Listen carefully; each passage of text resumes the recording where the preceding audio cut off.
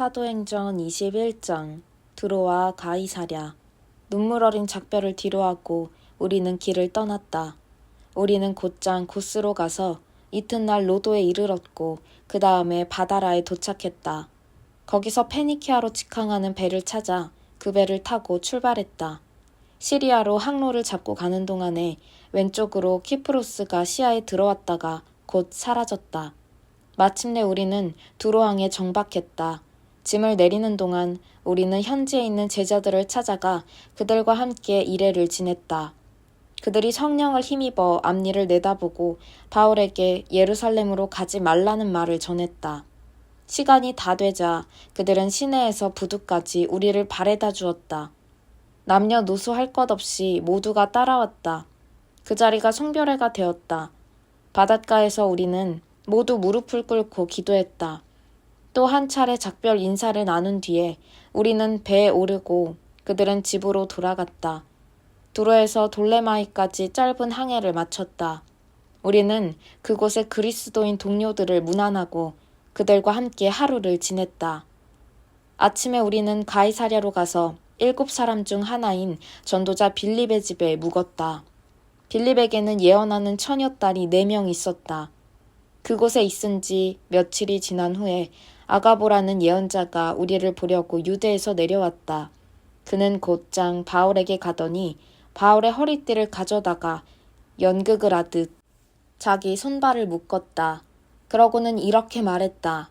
성령께서 예루살렘의 유대인들이 이 허리띠의 주인을 이렇게 묶어서 하나님을 모르는 믿지 않는 자들에게 넘겨줄 것이다 라고 말씀하십니다. 그 말을 들은 우리와 그날 거기 있던 모든 사람들이 바울에게 예루살렘으로 가겠다는 완강한 고집을 버리라고 간청했다. 그러나 바울은 뜻을 굽히지 않았다. 왜 이렇게 야단드립니까? 왜 소란을 피워 나를 더 힘들게 합니까? 여러분은 이 일을 거꾸로 보고 있습니다. 예루살렘에서 중요한 문제는 나를 체포하든 죽이든 그들이 나한테 하는 일이 아니라 나의 순종을 통해 주 예수께서 하시는 일입니다. 그것을 모르시겠습니까? 그의 결심이 조금도 흔들리지 않는 것을 보고서 우리는 단념했다. 우리는 이제 하나님 손에 있습니다. 주님께서 알아서 해주십시오. 하고 말했다. 얼마 지나지 않아 우리는 짐을 꾸려 예루살렘을 향해 길을 떠났다. 가이사랴에서 온 제자들 몇 사람이 우리와 함께 가서 우리를 나손의 집에 데려다 주었다. 그는 우리를 따뜻하게 맞아주었다. 그는 키프로스 태생으로 초기 제자들 가운데 한 사람이었다. 예루살렘에서 동료들이 우리를 보고 반가워하며 두 팔 벌려 우리를 맞아주었다. 이튿날 아침 먼저 우리는 바울을 데리고 가서 야고보를 만났다. 교회의 지도자들도 다 그 자리에 있었다. 안부와 몇 마디 인사말을 나눈 뒤에 바울은 그동안 하나님께서 자신의 사역을 통해 이방인들 가운데 행하신 일을 하나하나 자세히 이야기해 주었다. 그들은 이야기를 듣고 기뻐하며 하나님께 영광을 돌렸다. 그들도 들려줄 이야기가 있었다. 그동안 여기에 무슨 일이 있었는지 보십시오. 하나님을 경외하는 유대인 수만 명이 예수를 믿게 되었습니다. 그러나 그들이 모세의 율법을 지키는데 어느 때보다 열심이다 보니 문제도 있습니다. 유대인들 사이에서 들리는 말이 당신이 믿지 않는 이방인들 속에서 살아가는 믿는 유대인들에게 모세를 가볍게 여겨도 된다고 하면서 자녀들에게 할례를 주지 않아도 되고 옛 전통도 지킬 필요가 없다고 가르친다고 합니다. 그러나 그것은 그들이 전혀 받아들일 수 없는 일입니다. 당신이 시내에 들어온 것을 그들이 알면 어찌 될지 걱정입니다. 곤란한 일이 생길 것입니다. 그러니 이렇게 합시다. 우리 일행 가운데 정결 예식을 하기로 서원했으나 돈이 없어 행하지 못한 4사람이 있습니다. 당신이 그들의 서원에 참여해서 그들의 비용을 대주십시오. 그러면 당신에 대해 떠도는 소문이 사실 무근이며 당신이 모세의 율법을 철저히 존중한다는 것이 모든 사람 앞에 분명해질 것입니다. 당신에게 이렇게 요청한다고 해서 믿는 사람이 된 이방인들에 대해 전에 우리가 합의한 내용을 되돌리는 것은 아닙니다. 우리는 그 편지에 쓴 내용을 계속해서 굳게 붙들고 있습니다. 우상과 관계된 활동에 관여하지 말고 유대인, 그리스도인들에게 거슬리는 음식을 내놓지 말며 성생활과 결혼의 도덕을 지킬 것을 말입니다. 바울은 그들의 제안대로 했다. 그 사람들을 데리고 가서 그들의 서원에 참여하고 그들의 비용을 댔다.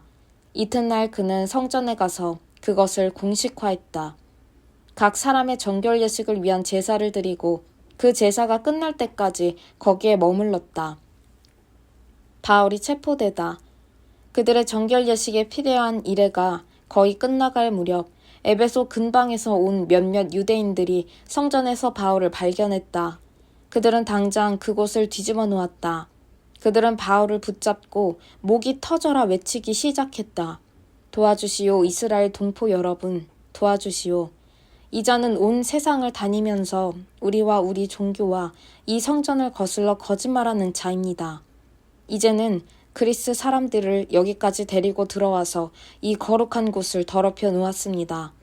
바울과 에베소 사람 드로비모가 함께 도성안을 다니는 것을 보고서 바울이 그를 성전까지 데려와 구경시켜 주었으리라 짐작했던 것이다. 이내 도시 전체에 소동이 일어났다. 도처에서 사람들이 성전으로 달려와 그들의 행동에 가세했다. 그들은 바울을 붙잡아서 성전 밖으로 끌어낸 다음 그가 다시는 거룩한 곳에 접근하지 못하도록 성전 문을 모두 잠갔다. 그들이 바울을 죽이려고 할 때 폭동입니다. 도시 전체가 들끓고 있습니다. 하는 보고가 경비대 지휘관에게 들어갔다. 그 지휘관은 신속히 행동을 취했다. 그의 병사와 백부장들이 즉시 현장으로 달려갔다. 바울을 때리던 무리가 지휘관과 병사들을 보고서야 행동을 멈췄다. 지휘관이 다가가서 바울을 체포했다. 그는 먼저 바울에게 수갑을 채우라고 명령했고 그런 다음 그가 누구이며 무슨 일을 했는지 물었다. 지휘관이 무리에게서 얻은 것은 저마다 이렇게 저렇게 외치는 고함 소리뿐이었다. 광기 어린 무리의 소리를 분간할 수 없었던 지휘관은 바울을 군대 병영으로 데려가라고 명령했다. 그러나 그들이 성전 계단에 이르렀을 때 무리가 난폭해져서 병사들은 바울을 메고 가야만 했다. 그들이 바울을 메고 가자 무리가 따라오며 외쳤다. 죽여라, 저자를 죽여라. 그들이 병영에 도착해 들어가려고 할 때 바울이 지휘관에게 말했다. 한 말씀 드려도 되겠습니까? 지휘관이 대답했다. 오, 나는 당신이 그리스 말을 하는 줄 몰랐소. 나는 당신이 얼마 전 여기서 폭동을 일으켰다가 자신을 따르는 4천여 명과 함께 광야로 잠적한 그 이집트 사람인 줄 알았소. 바울이 말했다. 아닙니다. 나는 다소 태생의 유대인입니다. 지금도 그 유력한 도시의 시민입니다. 간단한 부탁을 하나 드리겠습니다. 내가 저 무리에게 말할 수 있게 해주십시오. 바울이 자신의 이야기를 말하다. 병영 계단에 서 있던 바울이 돌아서서 손을 들어 올렸다. 바울이 말을 시작하자 무리가 조용해졌다. 그는 히브리 말로 이야기했다. 사도행전 22장. 사랑하는 내 형제요 아버지이신 여러분, 나에 대해 미리 결론을 내리기 전에 지금부터 내가 하는 말을 잘 들어주십시오. 그들은 그가 히브리 말로 말하는 것을 듣고는 더 조용해졌다. 모두가 그의 말을 한마디도 놓치지 않으려고 했다. 그가 말을 이었다. 나는 길리기아의 다소에서 태어난 선량한 유대인입니다. 여기 예루살렘에서 교육받았고 랍비 가말리엘의 엄격한 지도 아래 우리 종교의 전통을 철저히 배웠습니다. 그리고 지금 여러분처럼 나도 항상 열정적으로 하나님 편에 있었습니다. 나는 이 도와 관련된 사람이면 누구나 추적하고 맹렬히 공격해서 하나님을 위해 죽일 준비가 되어 있었습니다. 나는 남자든 여자든 가리지 않고 가는 곳마다 그들을 잡아들여 감옥에 가두었습니다. 대제사장이나 최고의회의 누구에게나 물어보면 그 사실을 확인할 수 있습니다. 그들 모두가 나를 잘 알고 있습니다. 그러다가 나는 예수를 따르는 이들을 추적하고 체포하려고 우리 형제들이 있는 다마스쿠스로 떠났습니다. 나는 그들을 예루살렘으로 데려와서 형을 받게 하는 권한이 부여된 공문서를 가지고 있었습니다. 정오쯤 다마스쿠스 외곽에 이르렀을 때 하늘에서 눈부신 빛이 강하게 비쳤습니다. 나는 바닥에 쓰러졌고 시야가 흐려졌습니다. 그때 한 음성이 들렸습니다. 사울아, 사울아, 왜 나를 해치려고 하느냐? 나는 주님, 누구십니까? 하고 물었습니다. 나는 너가 핍박하는 나사렛 예수다. 하고 그분이 말씀하셨습니다. 동료들은 그 빛을 보았으나 그 대화는 듣지 못했습니다. 그래서 나는 주님, 이제 제가 어떻게 해야 합니까? 하고 물었습니다. 그분은 일어나서 다마스쿠스로 들어가거라. 앞으로 너가 해야 할 일을 말해줄 사람이 거기에 있다고 말씀하셨습니다. 그래서 우리는 다마스쿠스로 들어갔습니다. 내가 처음 계획한 것과는 전혀 다른 모습으로 그 성에 들어간 것입니다. 나는 눈이 멀어 볼 수 없었기 때문에 동료들이 내 손을 잡고 데리고 들어가야 했습니다. 바로 그때 아나니아를 만났습니다.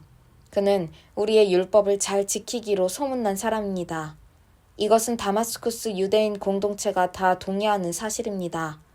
그가 와서 내 어깨에 손을 얹고 눈을 들어 보시오 하고 말했습니다. 내가 눈을 들었는데 어느새 나는 그의 눈을 똑바로 쳐다볼 수 있었습니다. 다시 보게 된 것입니다. 그러자 그가 말했습니다. 우리 조상의 하나님이 그대를 택하셔서 그분의 활동 계획을 알게 하셨습니다. 그대는 의롭고 죄 없으신 분을 실제로 배웠고 그분의 말씀을 들었습니다. 이제 그대는 만나는 모든 사람에게 그대가 보고 들은 것을 증거하는 핵심 증인이 될 것입니다. 그러니 망설이지 말고 일어나 세례를 받으십시오. 죄를 깨끗이 씻어내고 하나님과 직접 사귀십시오.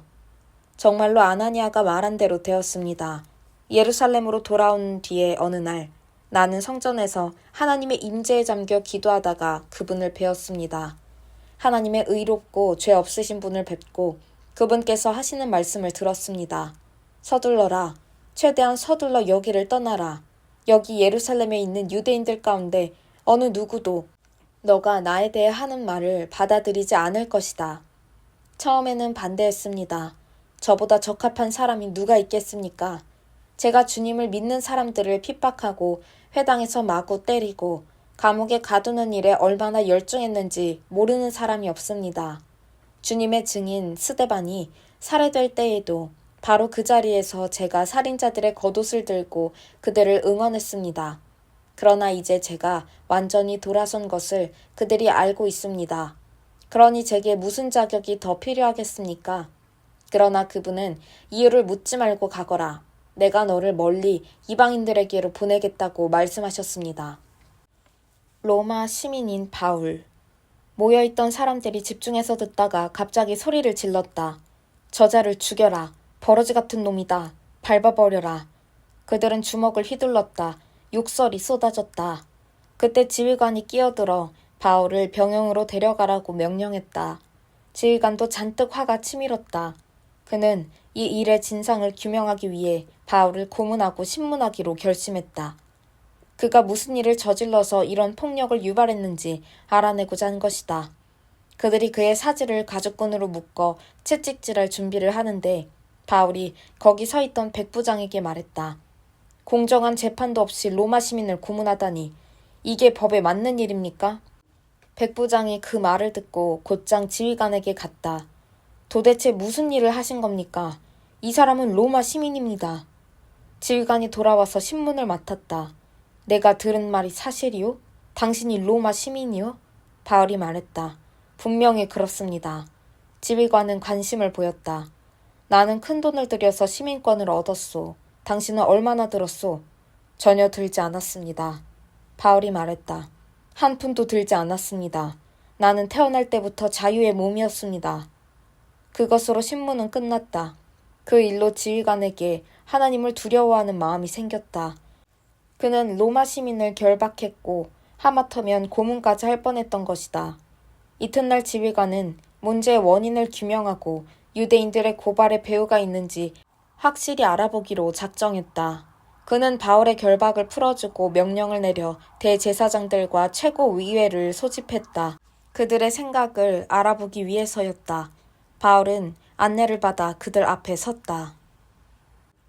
사도행전 23장 최고의회 앞에 선 바울. 바울은 침착하게 의회 의원들을 둘러본 다음 자신의 견해를 밝혔다. 친구 여러분, 나는 지금 이 순간까지 평생을 하나님 앞에서 깨끗한 양심으로 살아왔습니다. 그 말에 대제사장 아나니아가 격분했다. 그는 옆에 있던 사람들에게 바울의 뺨을 때리라고 명령했다. 그러자 바울이 응수했다. 하나님께서 당신을 치실 것이요. 이 위선자여, 율법대로 나를 심판한다고 거기 앉아 있으면서 율법을 어기고 나를 치라고 명하는 것입니까? 측근들이 괘씸하게 생각했다. 어떻게 너가 하나님의 대제사장께 함부로 말하느냐? 바울이 놀란 듯 행동했다. 그가 대제사장인 줄 내가 어찌 알 수 있었겠습니까? 그는 대제사장답게 처신하지 않았습니다. 여러분 말이 맞습니다. 성경에도 백성의 통치자를 욕하지 말라고 했습니다. 미안합니다. 의회의 일부는 사두개인으로 일부는 바리새인으로 구성되었다. 그 둘이 서로 얼마나 미워하는지 알고 있던 바울은 그들의 적대감을 이용하기로 했다. 형제 여러분, 나는 대대로 바리새인 집안에서 태어난 충실한 바리새인입니다. 내가 이 법정에 끌려온 것도 바리새인으로서의 내 신념이 죽은 사람들의 소망과 부활을 믿었기 때문입니다. 그가 이렇게 말하자 의회는 바리새인과 사두개인으로 완전히 갈라져서 뜨거운 논쟁을 벌였다. 사두개인들은 부활이나 천사, 심지어 영의 존재도 부인하는 사람들이었다. 그들은 눈에 보이지 않으면 믿지 않았다. 그러나 바리새인들은 그 모두를 믿었다. 그러다 보니 큰 언쟁이 벌어진 것이다. 그때 바리새인 쪽의 종교학자 몇 사람이 언성을 높이면서 반대편 사두개인들의 말문을 막았다. 우리는 이 사람에게서 아무 잘못도 찾지 못하겠소. 만일 어떤 영이나 천사가 이 사람에게 말한 것이라면 어찌하겠소? 행여 우리가 하나님을 대적해 싸우는 것이라면 어찌할 셈이요? 불에 기름을 끼얹은 격이었다. 언쟁이 달아올라 너무 과격해지자 지휘관은 행여 그들이 바울의 사지를 찢어 죽이지나 않을까 두려웠다. 그는 병사들에게 바울을 거기서 빼내어 병영 안으로 다시 호송해 가라고 명령했다. 바울을 해치려는 음모. 그날 밤 주님께서 바울에게 나타나셨다. 괜찮다. 다 잘 될 것이다. 지금까지 너는 여기 예루살렘에서 나의 훌륭한 증인이었다. 이제 너는 로마에서 내 증인이 될 것이다. 이튿날 유대인들이 바울을 해치려고 음모를 꾸몄다. 그들은 그를 죽이기 전에는 먹지도 않고 마시지도 않기로 엄숙히 맹세했다. 40명이 넘는 자들이 이 살인 동맹에 맹세하는 의식을 갖고 대제사장과 종교 지도자들을 찾아갔다. 우리는 바울을 죽이기 전에는 아무것도 먹지 않고 마시지도 않기로 엄숙히 맹세했습니다. 다만 여러분의 도움이 필요합니다. 의회에서 제목을 더 자세히 조사하려고 하니 바울을 다시 보내달라고 지휘관에게 요청하십시오. 나머지는 우리가 알아서 하겠습니다. 그가 여러분 근처에 오기도 전에 우리가 죽여버리겠습니다. 여러분은 그 일에 휘말리지 않도록 하겠습니다. 바울의 외조카가 그들이 매복을 모의하는 이야기를 엿듣고 즉시 병영으로 가서 바울에게 이 사실을 알렸다. 바울은 백부장 하나를 불러서 말했다. 이 청년을 지휘관에게 데려가 주십시오. 그가 중요하게 드릴 말씀이 있습니다. 백부장이 그를 지휘관에게 데리고 가서 말했다. 죄수 바울이 이 청년을 지휘관님께 데려가 달라고 말했습니다. 긴히 드릴 말씀이 있다고 합니다. 지휘관이 그의 팔을 잡고 한쪽으로 데려갔다. 무슨 일이냐? 나한테 할 말이 무엇이냐? 바울의 외조카가 말했다. 유대인들이 바울을 해치려고 음모를 꾸몄습니다. 그들은 그의 죄목을 더 자세히 조사해보겠다는 구실로 아침 일찍 바울을 의회로 보내달라고 지휘관님께 부탁할 것입니다. 하지만 그것은 바울을 당신의 보호에서 빼돌려 살해하려는 속임수입니다. 지금 40명도 넘는 사람들이 숨어서 바울을 기다리고 있습니다. 그들은 바울을 죽이기 전에는 먹지도 않고 마시지도 않기로 맹세했습니다. 그들은 이미 매복을 끝내고 이제 지휘관님께서 그를 보내기만 기다리고 있습니다. 지휘관은 이 일을 아무한테도 입 밖에 내지 마라 하고 주의를 주어 그를 돌려보냈다. 지휘관은 백부장 둘을 불렀다. 가이사랴도 떠날 병사 200명을 준비시켜라. 기병 70명과 보병 200명도 함께 오늘 밤 9시까지 행군할 준비를 해두어라. 바울과 그의 소지품을 실을 노새도 2마리 필요할 것이다. 이 사람을 벨릭스 총독에게 무사히 넘겨야겠다. 그리고 그는 이렇게 편지를 썼다. 클라우디오 루시아가 벨릭스 총독 각하께. 안녕하십니까. 이 사람은 내가 유대인 무리에서 구해낸 자입니다. 그들이 그를 잡아서 죽이려고 할 때 그가 로마 시민인 것을 알게 되었습니다. 그래서 병사들을 보냈습니다. 그가 무슨 잘못을 저질렀는지 알고 싶어 그를 그들의 의회 앞에 세웠습니다. 알고 보니 자기들끼리 종교적인 문제로 이견이 있어 말다툼이 격화되었을 뿐 범죄와는 전혀 거리가 멀었습니다. 그러던 차에 유대인들이 그를 살해하려는 음모를 꾸민 것을 알게 되었습니다. 나는 그의 안전을 위해 그를 여기서 급히 빼내는 게 좋겠다고 판단했습니다. 그래서 그를 각하께 보냅니다. 그를 고발한 무리에게도 이제 그가 각하의 관할 하에 있다고 알리겠습니다. 그날 밤 병사들은 명령받은 대로 바울을 데리고 안드바드리의 안전한 곳으로 갔다. 이튿날 아침에 병사들은 기병대의 호송하에 바울을 가이사랴에게 보내고 예루살렘 병영으로 돌아갔다. 기병대는 가이사랴에 들어가서 바울과 편지를 총독에게 인계했다. 편지를 다 읽은 총독은 바울에게 어느 지역 출신인지를 물었고 길리기아라는 답을 들었다. 총독은 바울에게 그대를 고발하는 사람들이 오면 그대의 사건을 처리하겠소 하고 말했다. 총독은 바울을 헤롯 왕의 공관에 가두어 두라고 명령했다.